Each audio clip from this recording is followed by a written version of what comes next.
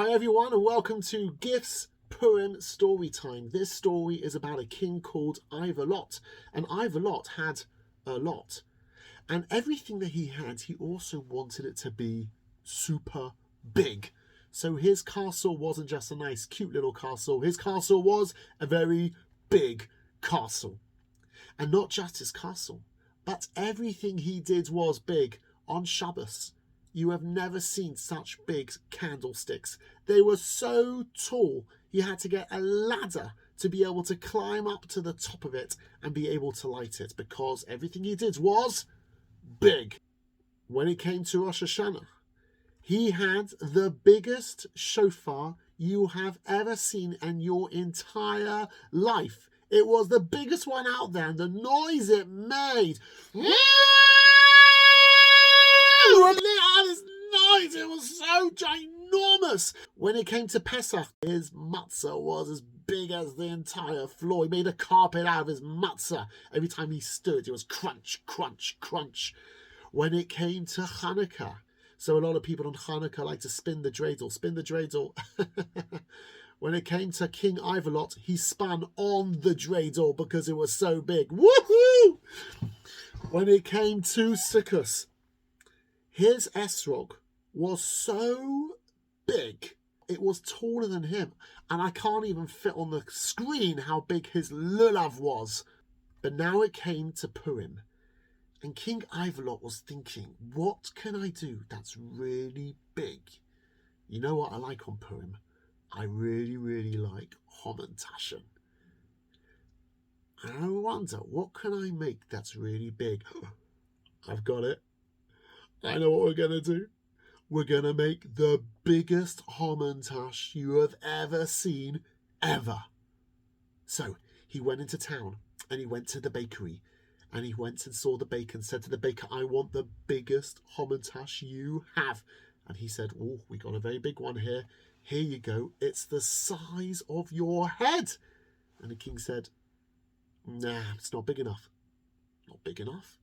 Okay, we got our hamantash, which is going to be, 1 minute, which is going to be this big.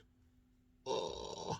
And the king said, no, that's not big enough. And the baker said, I don't know what to do. What do you mean? And the king said, I want you to get all of the flour and all of the sugar in the whole kingdom, and we're going to make the biggest hamantash ever. And they got all the bags of flour, and they got all the bags of sugar, they got everything that they could possibly find, and different people like different things inside their hamantashen. But the king, he liked jam, and he got the most ginormous jam jar. And now we're going to mix it. But how are we going to mix it? There's only one way to mix it. We're going to need a cement mixer. They put all the stuff into the cement mixer, and the baker said, give me 1 week and I'll get back to you. The king was waiting at his palace and he was so excited. When's it going to come? When's it going to come?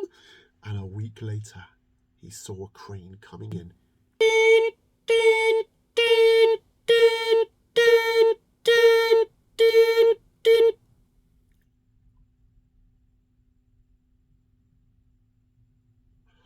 Oh my, that is so big. This is amazing. The king was so excited. He couldn't believe what he was seeing.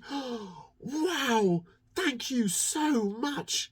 The king knew that he was going to have their happiest Purim ever, because it's a mitzvah to be happy on Purim, and now he knows he's going to be super, uber happy with the biggest hamantash. Wow.